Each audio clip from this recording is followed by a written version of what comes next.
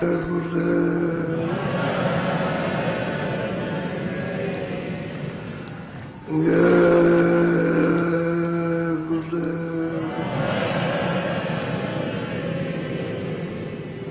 जय गुरुदेव नाम किसका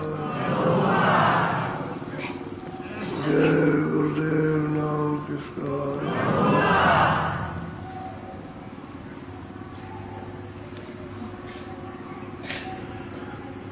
नए और पुराने प्रेमी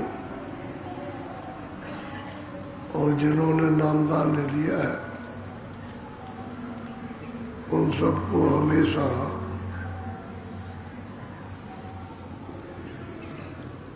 ये सोच करके आना चाहिए कि मुझे अपनी जीवात्मा का कल्याण करना है, यहाँ से छुड़ाना है,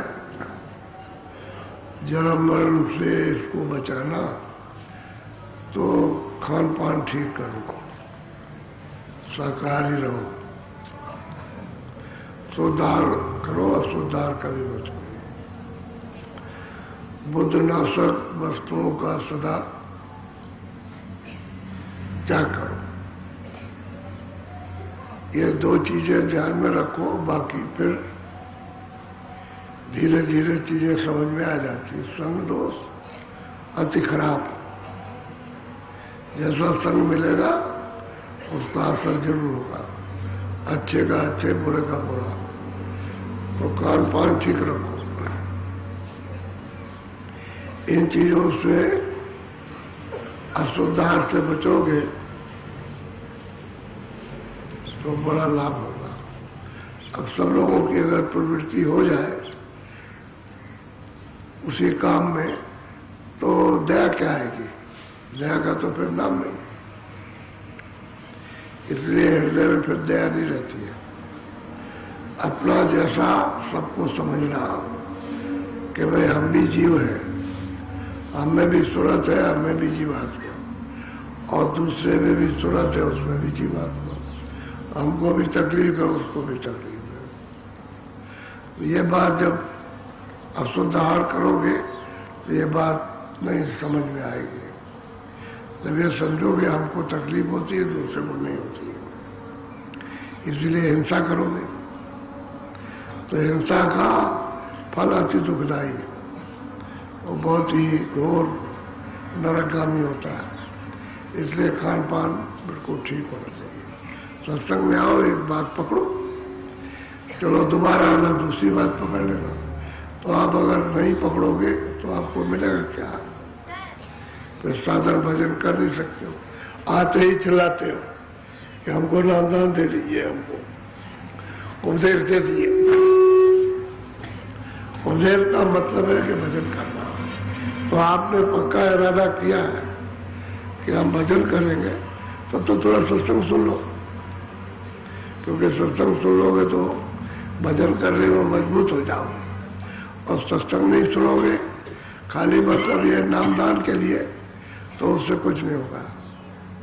तो फिर आप भजन नहीं कर सकते हो। सत्संग सुनने से भजन होगा, नामदान लेने से भजन नहीं होता।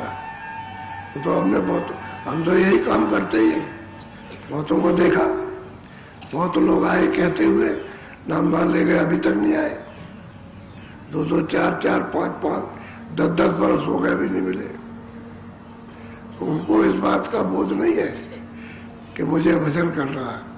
वो तो आए थे, चिल्लाया, उस समय पर ख्याल आया, चलो। तो उस तरह का नामदान नहीं है कि बस ले लिया, उसके बाद जीवन भर कभी नहीं मिले। तो जब सत्संग मिले तभी थोड़ा मिला, इसके बगैर काम नहीं होगा। सत्संग के बगैर तो काम हो ही नहीं सकता। इसलिए सत्संग पहले, बाद में नामदान और बाद में भजन। सत्संग नहीं मिलेगा तो कुछ नहीं, कोई चीज स्थिर नहीं रहेगी।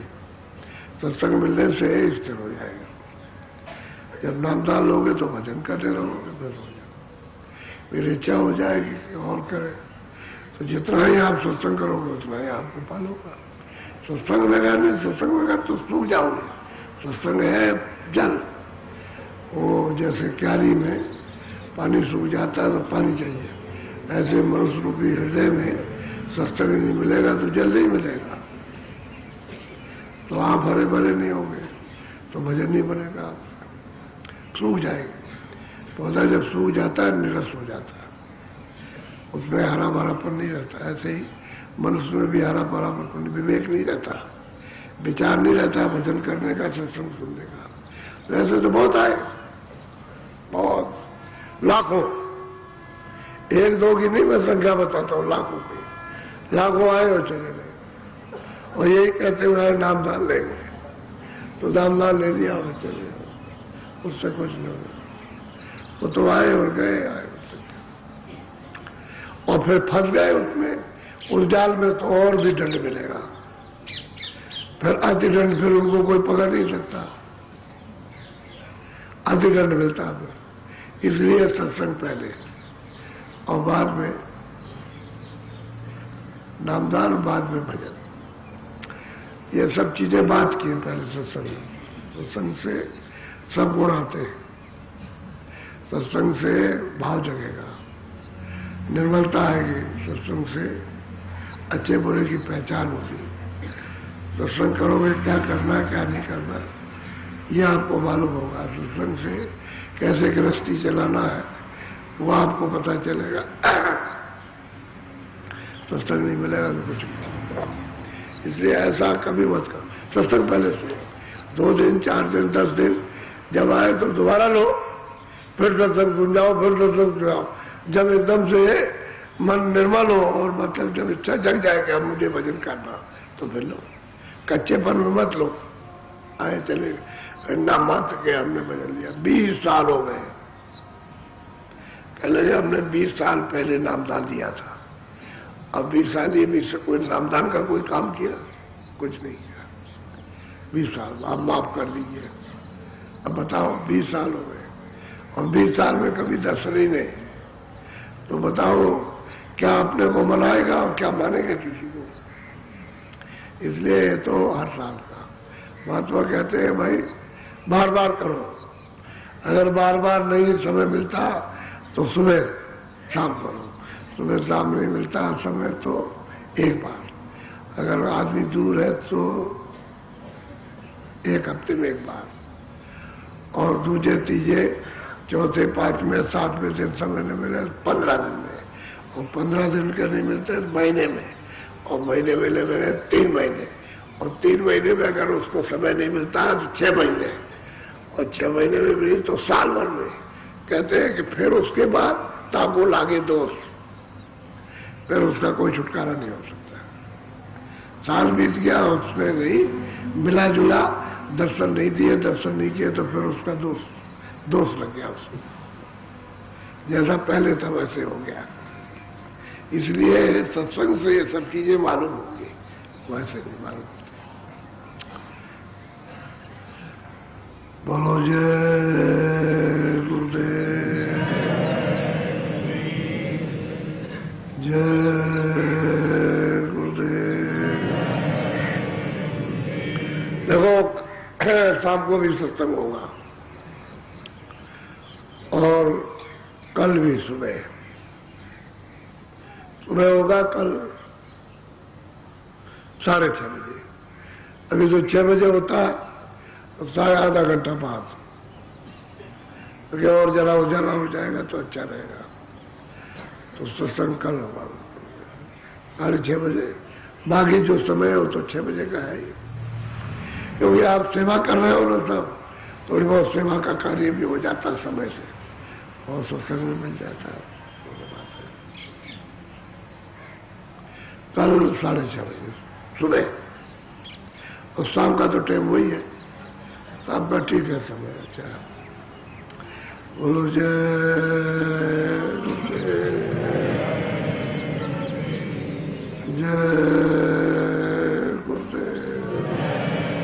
अच्छा बैठ जाओ भजन पर।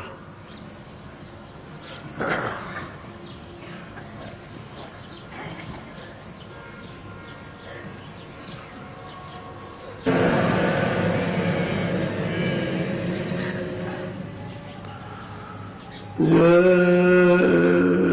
गुरुदेव,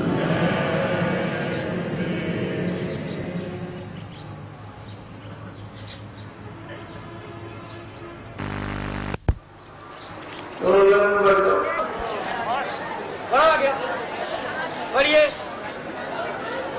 बढ़ो, बढ़ो आगे, बढ़िए, बढ़िए।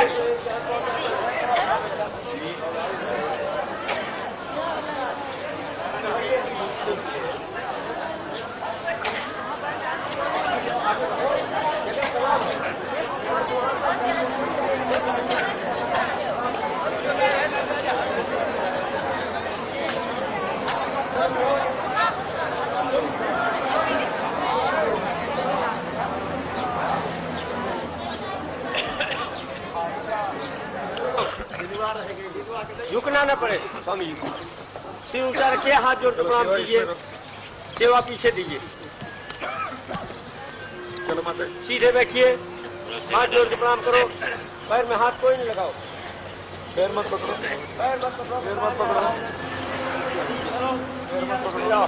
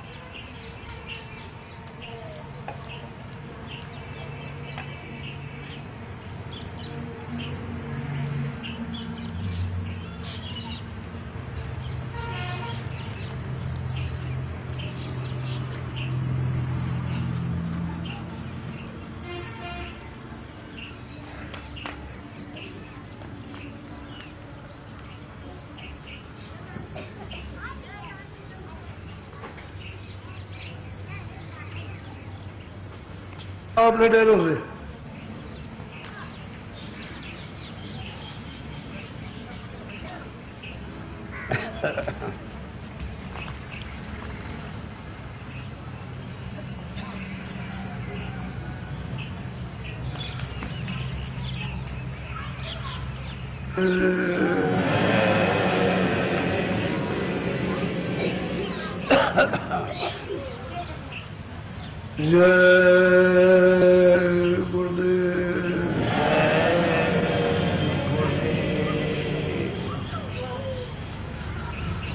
जय गुरुदेव नाम किसका प्रभु का,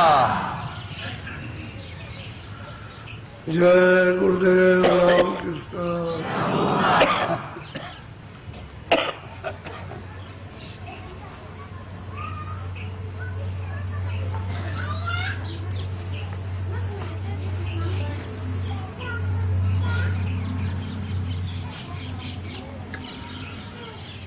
ये मनुष्य शरीर अनमोल है।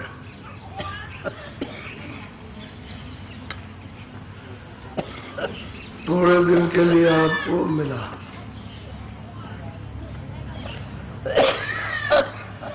इसमें विशेषकर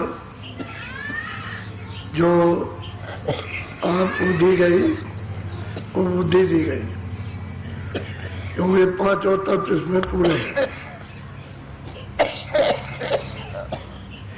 हमको ये सबको सोचना चाहिए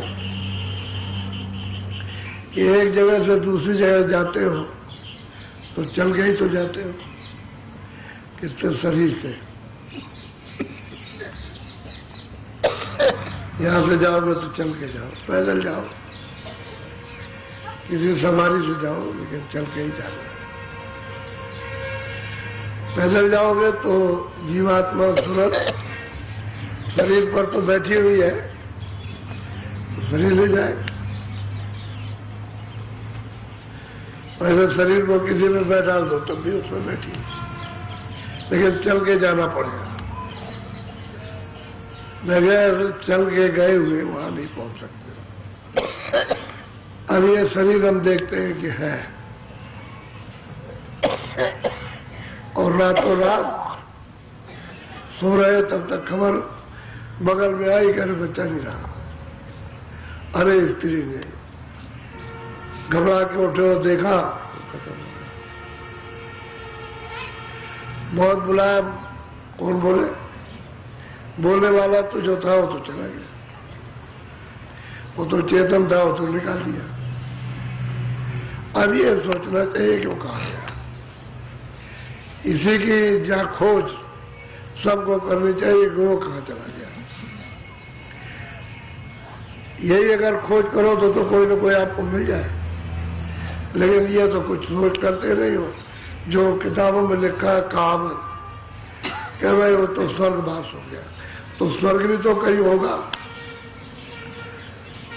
उस स्वर्ग में जाना वो भी तो चल के ही जाना है, ऐसे यहां से ऐसे तो नहीं पहुंच जाएगा, वो तो चल के ही जाएगा। लेकिन जब वहां गए नहीं तो वहां जाओगे कैसे? आप इस शरीर से दूसरी जगह नहीं गए तो वहां कैसे पहुंच सकते? ऐसे ही जीवात्मा, क्योंकि वहां स्वर्ग में शरीर तो है नहीं, ये आपका पंचभौतिक शरीर नहीं है 5 तत्वों का, तो वहां जल नहीं है, अग्नि नहीं है, वायु नहीं है, आकाश। इसमें से कोई भी मसाला स्वर्ग में नहीं है, तो आप कैसे जा सकते हो वहां? उसके जाने के लिए कोई रास्ता है। तो जब आपके खोज करो कि वो कहाँ गया, हम कौन है, वो कौन है, वो कहाँ गया और हम यहाँ कहाँ से आए, ये सोचना चाहिए। क्योंकि बच्चा भी जन्म लेता है तो कहीं न कहीं से आता है, तो ये कहाँ से आया, हम कहाँ से आए, हमारे सामने जा रहा है, ये कहाँ चला गया। इसकी खोज करो तो कोई न कोई जानकार मिल जाए। तो हम खोजो तो कुछ करते नहीं, जो कहावत चली आ रही है उसी को बस बहुत नहीं है। बस ये तो भूल भुलैया है, भूल गया और थोड़ी देर बड़ी माया ममता में इसी में आप फंस गए। कुछ आपने कभी के लिए पूछा भी नहीं। तो सही बात यह है कि जहां भी जाना है चल के जाना, वैसे नहीं पहुंच सकते। ये सूरत अपने घर से आई है, ऊपर से आई है तो सब लोगों को पार करते हुए लाई गई। ऐसा नहीं कि आंख उसकी बंद कर दी और सीधे ही ले आई, यहाँ छोड़ दिया करके, ऐसा नहीं। उधर से आई, सब देखती हुई है, और जब भी जाएगी तो इधर से सब देखती हुई जाएगी। जहाँ स्वर्ग है उसको भी देखेगी, वैकुंठ है उसको भी देखेगी, ईश्वर का लोग उसको भी, ब्रह्मांड उसको भी देखेगी, ऊपर है उसको, पार ब्रह्मांड को भी देखेगी, देखती हुई जाएगी, देखती हुई आएगी। अब यहाँ आ गई तो भूल पड़ गई। आपको इतना सामान दिया गया, हर तरह का सामान शरीर के लिए, कि आपका ध्यान रखते, इसको उठाकर ये रखा, इसको उठाकर ये, इसको उठाकर ये, इसी में आपका ध्यान बढ़ गया, सुख सुविधा में बढ़ गया।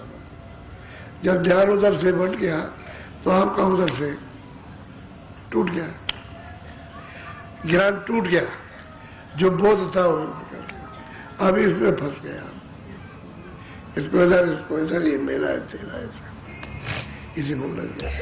तो रास्ता गए आप, जब रास्ता भूल गए तो कोई चाहिए, क्योंकि ये तो अपना भी घर नहीं है, यह आपका भी नहीं, यह किसी का घर नहीं है। कोई भी आया उसका घर है, तो परदेश है, और जहाँ घर है वहां पहुंच नहीं पा रहे। और बहुत मेहनत करो, बहुत परिश्रम करो, बहुत तप करो, बहुत दान पुण्य करो, बहुत अपने शरीर को गला दो, सब काम करो तो आपको स्वर्ग मिल जाए। लेकिन फिर भी तो आप आ गए वापस लौट गए, फिर वही सधरने तब वही सामान फिर मिल गया आपको, कम और ज्यादा, तो उसी में रखने में फिर मिल गया, वहां भी नहीं फिर जा सकते हो। इस तरह से सुनते जितनी भी आई है सब सामान पा करके इस मनुष्य शरीर में भूल गए और शरीर का सामान पाया। इसमें कोई सूरत का सामान या सूरत का धन इसमें नहीं है, ये जो कुछ भी है शरीर संबंधी है। जिस तत्व का शरीर है उसी तत्व का सामान है, तो उसी के डरने में लग गया, आप छोड़ भी रहे हो, जबरदस्ती पकड़े हो। यदि ये आपको मालूम होता है क्षणों के लिए कि हमारा नहीं है, यहाँ कोई हाथ नहीं लगा सकता, ले नहीं जा सकता, जा नहीं सकता, कोई कहेगा हम ले आएंगे या ले जाएंगे, कोई कुछ नहीं ले जा सकता। ये सब सामने बिल्कुल देख रहा, और आपको इसका बोध होता है थोड़े समय के लिए, लेकिन इससे नहीं जाता। ये उस माया का आवरण है। जैसे किसी तालाब में बहुत काई फैली हो और पानी दिखाई देता हो, तो आप क्या करोगे? घड़े को जोर से मारोगे उसमें, जैसे ही मारोगे तो काई फट जाएगी, काई फट जाएगी, पानी दिखाई देगा, घड़ा उसमें बोर दो और पानी भर लो, जैसे ही घड़ा ऊपर आया फिर काई बराबर हो गई। ठीक आवरण इसी तरह से है। महात्माओं का जब आपको सत्संग मिलता तो बिल्कुल ऐसा मालूम होता है, काई फट जाती है, यानी कर्मों के पर्दे फटते हैं तो उस वक्त में आपको बोध होता है, और जैसे ही जरा सा हटे सामने से तो फिर वैसे हो जाता है, फिर शून्य हो जाता है, अबोध हो जाता है। ठीक यही दशा है। सब महात्माओं ने अपने अपने समय काल जब जब वो आए और जीवों को सबको बताया। ये नहीं कि विधि उनकी भाषा कुछ भी रही हो, लेकिन विधि एक ही रही, रास्ता एक ही रहा। वो उस समय की भाषा का जो जैसी देहात की भाषा हो, शहर की भाषा हो, मिली जुली भाषा हो, तो वो तो उन्होंने उसका किया। जैसे संस्कृत थी, पहले हिंदी नहीं थी, उसी संस्कृत में से हिंदी निकली, और संस्कृत में से अंग्रेजी निकली, संस्कृत में से फारसी निकली, हर एक भाषा संस्कृत में से निकली। तो बस यह है कि आपने उसको छोड़ दिया, उसको पकड़ लिया, उसको छोड़ दिया, अब वही भूल गए जो अपनी भाषा थी, क्योंकि वो तो भाषा सर्वदेश में एक ही भाषा थी और उसका एक ही उच्चारण एक ही था। अंग्रेजी में भी वो उच्चारण होता है, और फारसी में भी, और अरबी में भी वो उच्चारण होता, और संस्कृत में बस वो जो देव आपने सरल कर दिए उसका उच्चारण फुटकर हो गया। इसलिए आप तो महात्मा कभी किसी समय पर भी आए, उस समय की जो बातें होगी, जो प्रचलन में आएगी, वो लोगों को बताएंगे, और बाद में उसमें कुछ तरमीम, कुछ अदलाव बदलाव हो गया तो जो आएंगे वो फिर बताएंगे आकर, उसमें हो सकता है, लेकिन रास्ता तो एक ही है, वो दूसरा रास्ता। कोई कहेगा भाई वो महात्मा आए थे 500 वर्ष पहले, तो ये बता गए, नहीं, रास्ता एक ही आने का, एक ही जाने का, मोटी बात। और रात को एक टेलीफोन आया कि हमारी ये समझ में नहीं आया घाट किसको कहते हैं। वे दोनों आंखों के बीचों बीच में सूरत बैठी है, उसके चारों तरफ मन बुद्धि चित्त बैठे हुए, उसी को घाट कहते हैं, उसी को दरवाजा कहते हैं, उसी को हरि का द्वार कहते हैं, उसी को मतलब है तिल कहते हैं, उसी को तीसरा तिल कहते हैं, उसी को एक ही चीज को आपने अपने समय का वर्णन कर दिया। आज्ञा चक्र इसलिए हृदय चक्र, इंद्रिय द्वार, नाभि कमर, हृदय, कंठ और छठवा जहां सूरत बैठी है उसको छठा चक्र कहते हैं। और सीधा सीधा तो अपने अपने समय में बता दिया, लेकिन घाट कहते हैं दरवाजा, गेट, उसी को गेट कहो, उसी को दरवाजा कहो, उसी को फाटक कहो, कुछ भी कहो, उसी को आप तिल कह लीजिए आप। लेकिन अब यह है कि समझाने की, उसी के चारों तरफ मन बुद्धि चित्त बैठे हुए, तो उसको इधर मत जाने दो, इंद्रियों की तरफ नीचे मत उतरने दो, उसी सूरत के साथ लगा दो। जो देखने का काम और सुनने का काम वो सूरत करने लगे और लग जाएगा तो सुनने लगेगा, देखने लगेगा। क्योंकि मन की मदद, चित्त की मदद, बुद्धि की मदद उसको मिलना चाहिए, क्योंकि पर्दा सब इन्होंने भाग दौड़ करके जमा किया, गंदगी तो इन्होंने जमा की है, लेकिन वो घाट नहीं समझ में। अब घाट नहीं आप समझ पाते हो, और कहते हैं कि जैसे बाहर आंखें बंद कर ली तो आंखों के बाहर का घाट तो ये, अच्छा आंख खुलेगी तब तो दिखाई देगा, ये पर्दा नहीं हटेगा तो कैसे दिखाई देगा। अब ऐसे वो पर्दा पड़ा हुआ, कर्मों का गंदगी का पर्दा पड़ा, खुलेगा तब तो अंदर दिखाई देगा। ये भी तो एक गंदा पर्दा है, ये बाहर से बंद कर लिया, नहीं कुछ दिखाई देगा। अब जैसे बाहर की आंखों पर गंदगी आ जाती है देखना बंद, तो गंदा ही पर्दा तो है।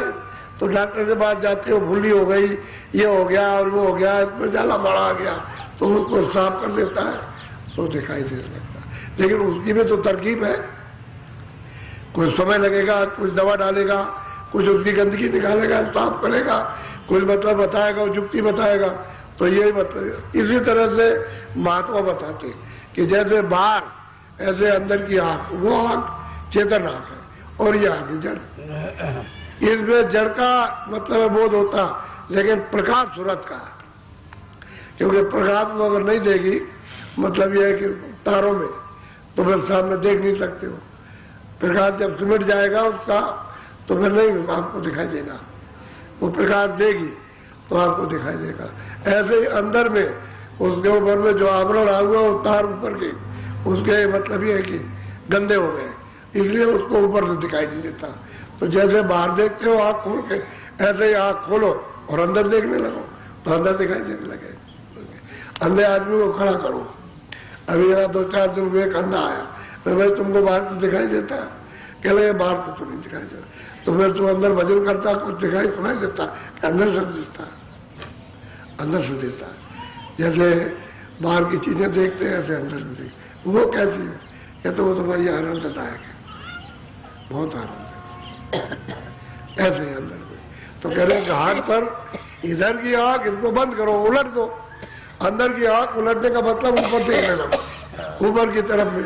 ये नीचे देख रही दोनों आंखें और अंदर की एक आंख ऊपर देखेगी। तो बात तो समझाने की अपनी युक्ति एक ही है, उसमें कोई फर्क नहीं है। वही उन्होंने कहा था व्यास जी ने, ये बड़ी आदर्श यानी पुरुषों की, बड़े लोगों की मूर्तियां बना दो, जिनको उन्होंने समझा आदर्श पुरुष है, ये धार्मिक है, ये है, उनकी मूर्ति बना दी। और पहले मोटी आंख वाली बनाई, बड़ी, ऐसे पतली आंख नहीं, बड़ी आंख थी, तो बना दिया और कहा एकांत में उसकी स्थापना करो, वहां इनको रख दो और वहां जाओ जंगल में, इधर उधर कोई आदमी ना हो।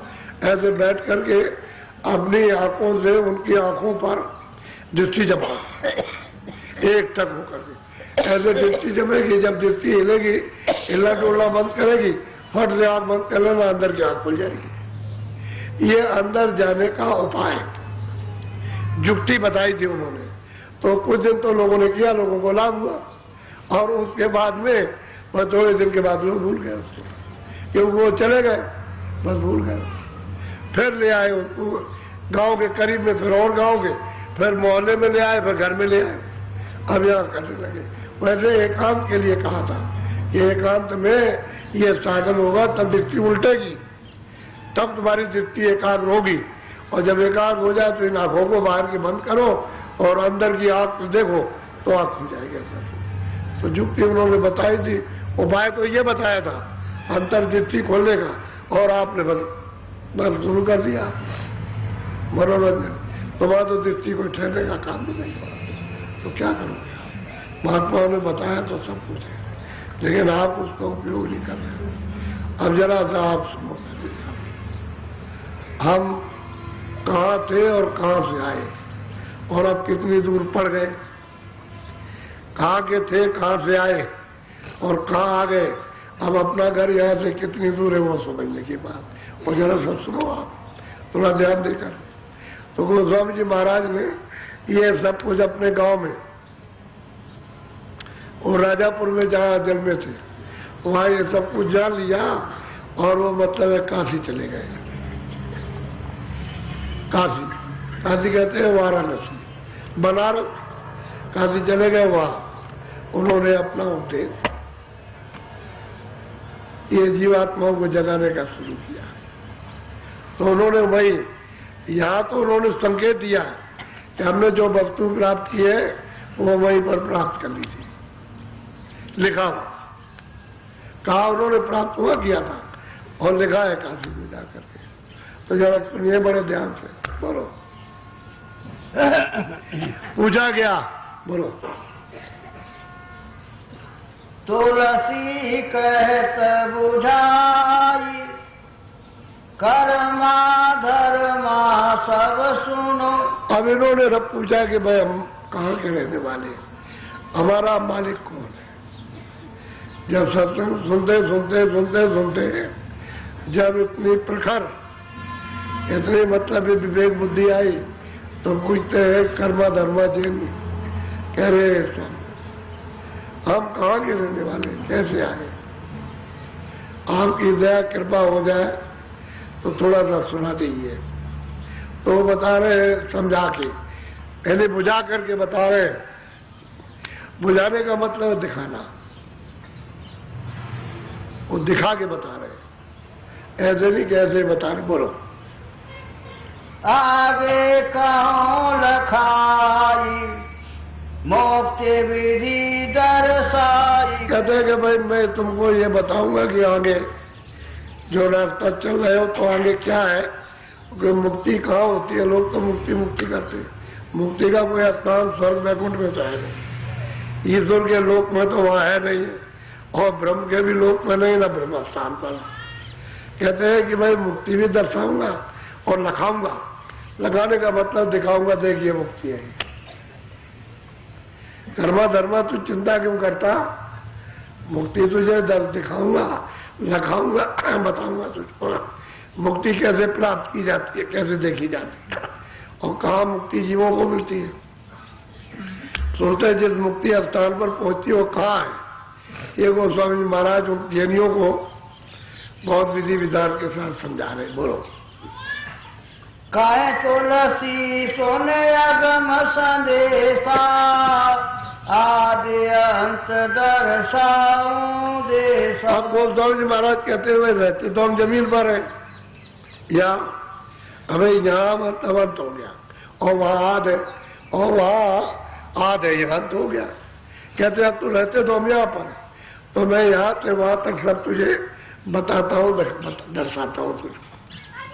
और फिर यह है कि तुझको जब ये दर्शाऊंगा, बताऊंगा, तुझे लगाऊंगा भी, दिखाऊंगा, क्योंकि वो दिखाने की बात है कि दिखाऊंगा तुझको। अब तू सुन उसको अच्छी तरह से, चेत करके सुन, जाग करके, सो के मत सुनना। बोलो। जब नहीं प्रथम रहे एक पुरुष नामा, चौथे पद के पार। अब वो गोस्वामी महाराज इशारा करते हैं जिन्हों से कि देखो भाई, कर्म धर्म पहले एक था, वो पुरुष का नाम था, उसका नाम ही अनाम है, अब भी उसका नाम एक ही था। और कहते हैं था कहाँ, चौथे पद के पार।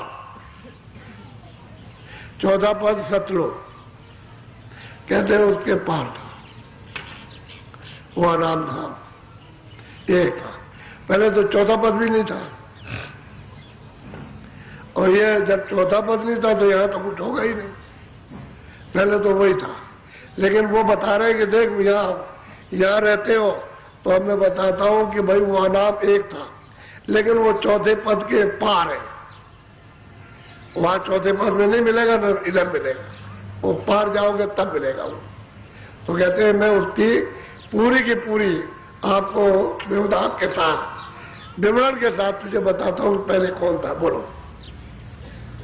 जब नहीं रहे गगन आकाशा, चंदा सूरज नहीं प्रकाश। कहते हैं भाई देख, कर्मा धर्मा, ये सूरज, ये चांद, ये तारे, ये जमीन, ये मतलब जल, ये मतलब ये है कि आपके वायु, ये अग्नि, कहते हैं वहां ये कुछ नहीं था, कुछ यहाँ कुछ नहीं था, कोई चीज यहाँ थी।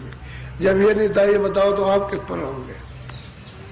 अरे आप कहाँ रहोगे, क्योंकि यहाँ तो कुछ था नहीं। टिकना कैसे होगा? जब है जमीन पर जमीन होगी तब आपका ये शरीर होगा तो इस पर टिकोगे आप। तो कहते हैं आसमान भी नहीं था। अच्छा, कहते हैं चांद भी और सूरज भी नहीं थे प्रकाश करने वाले, ये कुछ भी नहीं था पहले, यहाँ कुछ नहीं, वो अकेला था। बोलो क्या? धरती अग्नि न पवन निवासा,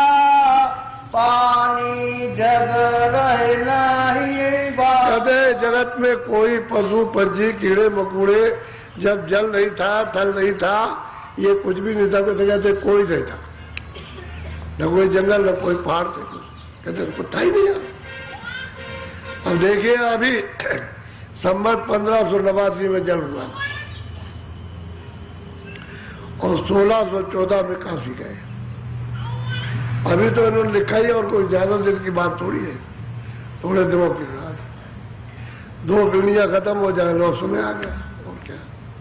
तो कहते हैं कि पहले कुछ भी नहीं था, यहाँ कुछ था ही नहीं। बोलो। पिंड ब्रह्मांड न लोक नहीं होई, और अलोक विधि नहीं सो। अब गोस्वामी जी महाराज कहते हैं देखो कर्मा धर्मा ये शरीर नहीं था, अंड लोक नहीं था, और ब्रह्मांड लोक नहीं था, कहते हैं कुछ नहीं था। जब ये नहीं होगा तो वो अंड और मतलब ब्रह्मांड कहां से आ जाएगा। यहाँ था ही नहीं कुछ, यहाँ में नहीं था, ऊपर में भी कुछ नहीं था, कहते हैं कोई चीज यहाँ पर नहीं थी। बोलो। हाँ। चौथा पद रचना नहीं ठानी, ताके आगे पुरुष न। अब वो कहते हैं गोस्वामी जी महाराज देख कर्म धर्म चौथे लोक की जो सतलोक है, कहते हैं उसकी भी रचना, अरे उनकी मौज नहीं, उस वक्त रचना नहीं की थी लोग, तो चौथे पद के पार अनामी। तो कहते हैं पहले वो अनामी था, चौथे पद की भी रचना नहीं हुई थी, सतलोक की भी रचना ही, जहां सत्पुरुष है उनकी भी रचना नहीं हुई। तो यहाँ तो कुछ होने वाला नहीं, क्यों कि ये तो सब कुछ इतना भी हुआ, ये तो सतलोक से सब कुछ हुआ, ऊपर से तो हुआ नहीं। तो कहते हैं सतलोक भी नहीं था, कहते हैं वो सत्पुरुष भी नहीं थे, उसकी भी रचना का कोई मतलब निजाम नहीं था, ये मौज ही नहीं थी, उस वक्त रचना ही नहीं उन्होंने की थी, वो तो अनामी थे सब। बोलो। सुलहर सत साहिब भयऊ, सत्य नाम संतन ने। अब कहते हैं कि जब उस अनामी पुरुष की मौज हुई तो उनकी हिलोर से, उनकी मौज से कहते हैं सबसा, यानी सत्पुरुष जिनका नाम सतनाम है वो उन्होंने स्थापित किया। अनामी पुरुष की मौत से ही सत्पुरुष, वो सत्य देश में, सतलोक में, सचखंड में, वहां उन्होंने उनको स्थापित किया। उनके पहले तो वहां भी नहीं था, और नीचे तो कुछ होता ही नहीं। कहते हैं कि रचना उसी अनामी पुरुष की ही मौत इच्छा से हुई, उनकी हिलोर से अब शुरू होगी। बोलो। या की विधि विधि गति गाई, बिना सत्संग नहीं दर्शन। कहते हैं कि भाई जब तक सत्संग नहीं मिलेगा उन महापुरुषों का जो वहां आते और जाते हैं, जिनको पूरा ज्ञान प्राप्त हो गया, कहते हैं कि जब सत्संग नहीं मिलेगा तो बेचारे किसी को अगर सत्संग मिल जाए तो ये पूरी विधि, उसकी गति, उसकी पहुंच, उसका विस्तार, यानी किस तरह से हुआ है और कब था, कब से हुआ, ये अब सत्संग से मालूम होगा। जब तक सत्संग महापुरुषों का नहीं मिलेगा तब से नहीं। अच्छा, 700 वर्ष पहले कोई संत थे नहीं। कोई आदमी कहे कि 700 वर्ष पहले संत आए नहीं, और 700 वर्षों के अंदर आए, तो वो कौन सा समय था, कल जुगता है। अभी इन्होंने बताया, पहले तो किसी ने बताया नहीं। वेदों शास्त्र में तो है नहीं, पुराण में तो है नहीं है, ये तो अभी संत आए तब उन्होंने बताया, अभी फकीर आए तब उन्होंने कहा। इसलिए फकीरों की जो किताबें संतों की है उनसे मेल खाती नहीं। वो कहते हैं कि नहीं ये हम नहीं मानते। अरे वो तो कहते हैं कि हम इसको भी मानते हैं, आप कहते हैं कि हम इसको नहीं मानते। क्यों? आगे का तो आपने जाना ही नहीं, उसको देखा ही नहीं, और तुमने ये भी नहीं देखा जो इसमें लिखा है, वो भी नहीं देखा, तो आप मानोगे कैसे? वो तो आग के अंधे और घाट के पूरे, तो क्या करेंगे जब बुद्धि में नहीं है, जब आत्मबोध ज्ञान नहीं तो कुछ नहीं है। तो कहते हैं कुछ सत्संग के बगैर कुछ नहीं हो। बोलो। हो सत्संग कहो सब लेखा, खुले नहीं हृदय से। कहते हैं कि भाई जब सत्संग जब मिलेगा तो कहते हैं तब उसके हृदय का जो दोनों आंखों के बीचों बीच में, यही तो उसका हृदय। कोई हृदय तो ये नहीं है, न यहाँ गले में न इधर नीचे नाभि में, वो तो सूरत का जो हृदय है ये है। कहते हैं कि जब सत्संग मिलेगा तो ये हृदय के, तब वो नेत्र खुलेगा ऐसे कुछ। और सबके पास, यानी तीसरा नेत्र सबके पास है और सबका बंद है। और जब सबका बंद है तो सब अंधे। अब इतने सब अंधे हो और एक अगर कुछ कहने लगे तो सब कहेंगे झूठा है। वो देख रहा और वो मतलब देखते नहीं है, इसलिए कैसे प्रतीत आएगी, विश्वास कैसे होगा। तो कहते हैं जब तक सत्संग नहीं मिलेगा तब तक हृदय का नेत्र खुलेगा नहीं। वो युक्ति बताएंगे, फिर हृदय को साफ करेंगे, शुद्धि करेंगे, मन को, बुद्धि को, चित्त को, अंतःकरण को। वो हृदय ही अंतःकरण। जहाँ सूरत बैठी है उसके चारों तरफ मन, बुद्धि, चित्त बैठे हैं, तो उसको साफ करेंगे। और फिर यह है कि रोकेंगे इंद्रियों के घाट पर कि भाग भाग करके जाता है तो वहां से कुछ मिलता नहीं, तो उसको रोकेंगे और घाट पर लगाएंगे।